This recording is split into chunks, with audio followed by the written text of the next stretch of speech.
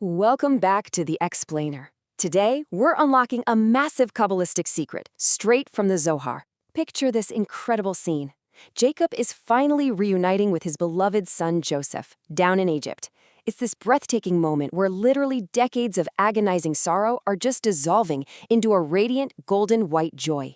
You can almost see the number 17 glowing right above them, completely healing all those brutal past scenes of separation.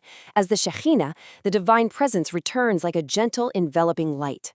Right at the very center of this beautiful reunion is a specific and, frankly, seemingly random number that perfectly caps off Jacob's life: 17.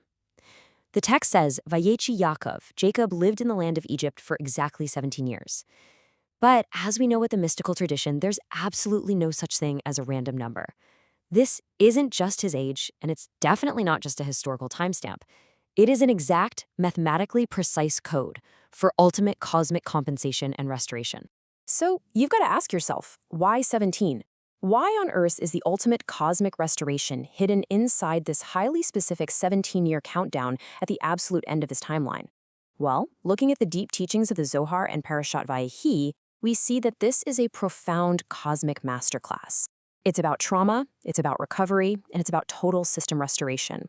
To really grasp the Yesod, the secret mystical layer going on here, we have to start looking at Jacob's entire life as a vast, interconnected network.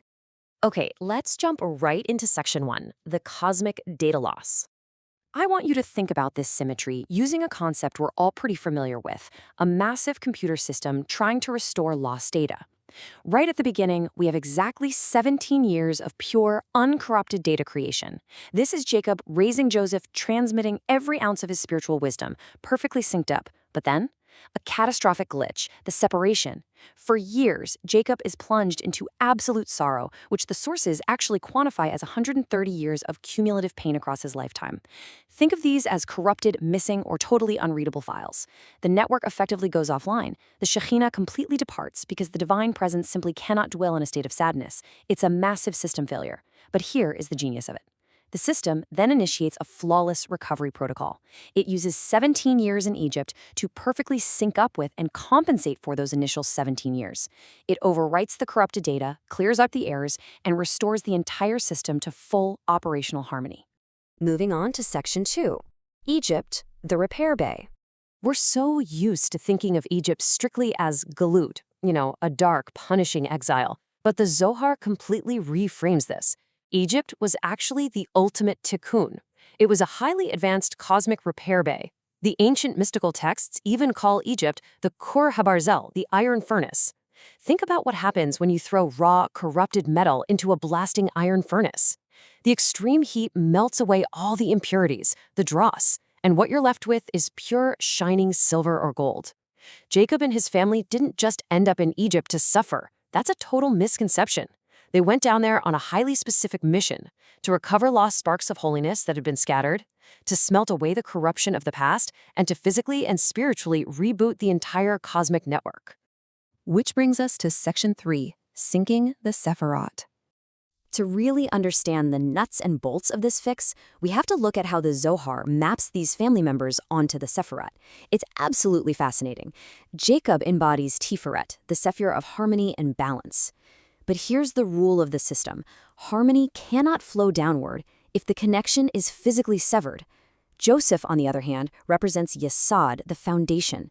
Think of Yesod as the main data cable. It is the cosmic channel. So when Joseph was lost, that essential cable was unplugged. The flow completely stopped.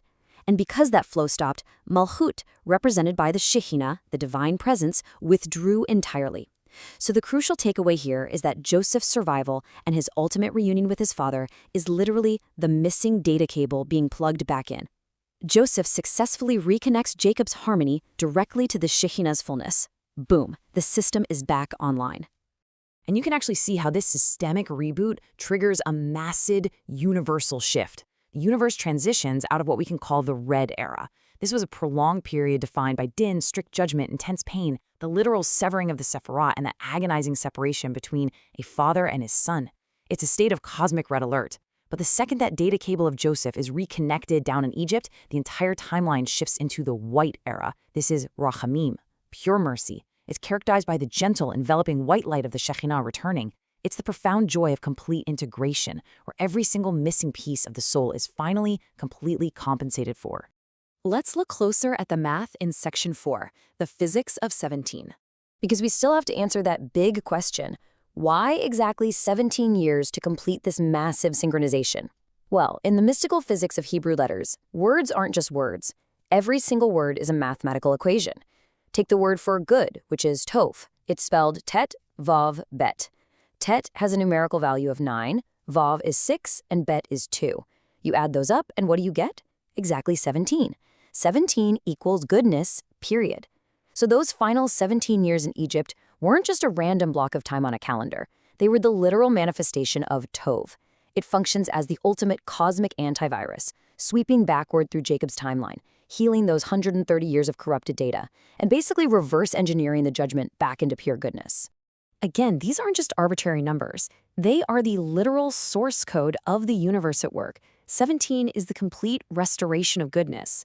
Then we have the number 2, which perfectly reflects the dual periods of those 17 years, the intense duality of profound loss being perfectly, symmetrically mirrored by profound recovery. And underpinning all of this is the power of the number 10, representing the complete, unbroken reintegration of all 10 Sephirot. When Jacob and Joseph were separated, the circuit of 10 was fractured, but the moment they reunite, that circuit is completely closed, locking in data integrity across the entire spiritual network. Now let's put it all together in Section 5, Restoring Full Power. I love looking at this through a slightly different lens. Think of it from a modern gamer's perspective. It makes perfect sense.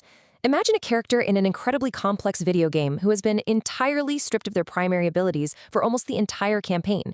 That's Jacob. He has had to grind through the toughest, darkest, most grueling levels with a totally depleted health bar and absolutely zero connection to the main frame. But finally, against all odds, he reaches the ultimate repair bay down in Egypt.